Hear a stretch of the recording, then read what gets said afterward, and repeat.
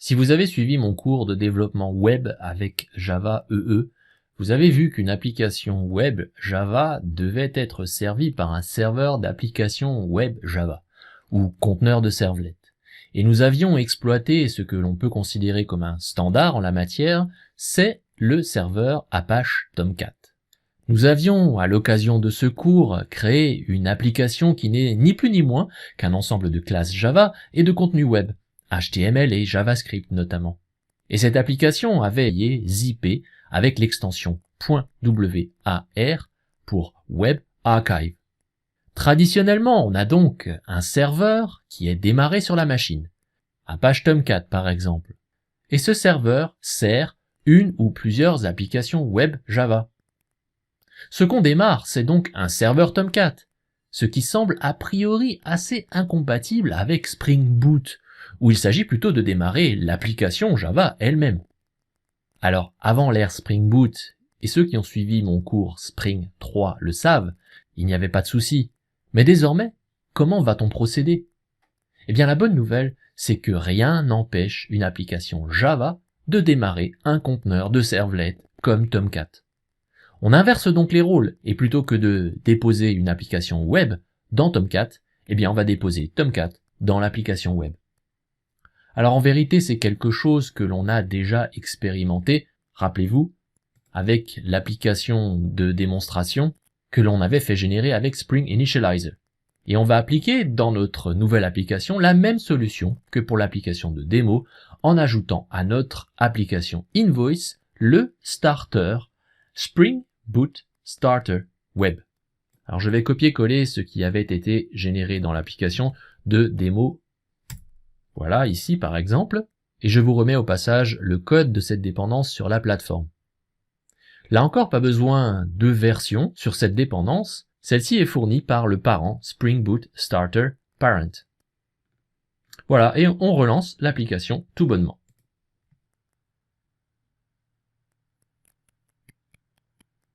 Alors l'application, comme vous pouvez le voir, fonctionne toujours, mais avec quelque chose en plus. On voit clairement dans les logs qu'un serveur Apache Tomcat a été démarré servant du contenu sur le port 8080 sous le contexte root vide, donc sous slash, et allons donc voir ce qui nous est fourni sous localhost 8080. Donc localhost 8080 ou localhost 8080 slash, c'est pareil. Et on peut voir que ceci nous répond avec un message d'erreur un petit peu obscur, mais on va le déchiffrer ici. On nous dit que la ressource que l'on demande n'existe pas. Alors on n'a rien demandé justement ici. On n'a pas indiqué par exemple de page HTML. J'ai pas demandé par exemple la page toto.html. Non, je n'ai rien demandé. Mais comme souvent dans une application web, il y a quelque part, vous ne le voyez juste pas, une configuration qui dit que par défaut, si on ne demande rien, c'est index.html qui doit être retourné. Et ici Tomcat nous dit simplement que index.html n'existe pas. Donc le 404 ici, not found, s'applique à index.html. Et ça ne saute pas aux yeux.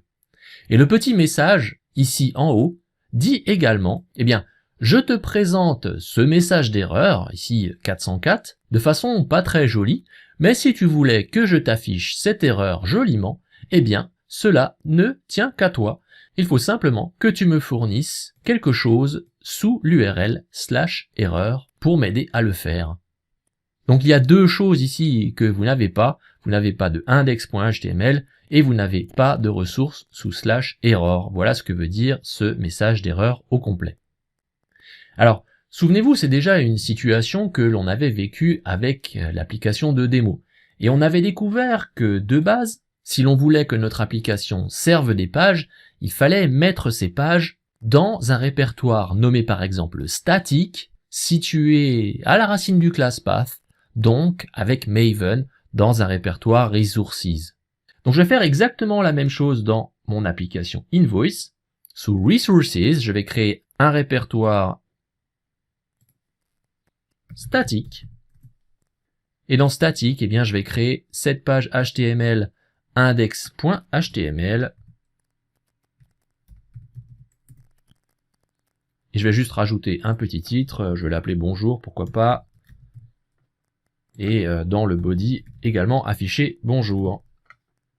Et je vais relancer mon application, je vais redémarrer l'application Spring Boot ici, retourner dans mon navigateur web et rafraîchir ma page. Et voilà, j'ai donc le résultat attendu. Même si, encore une fois, on ne voit pas que c'est la page index.html qui est retournée, mais on pourrait la demander explicitement, cette page index.html. Ça donnerait bien sûr le même résultat. Alors, je sais pas vous, mais moi, il y a deux questions qui me viennent immédiatement à l'esprit. Premièrement, d'où vient Tomcat? Par quel miracle bénéficie-t-on de Tomcat?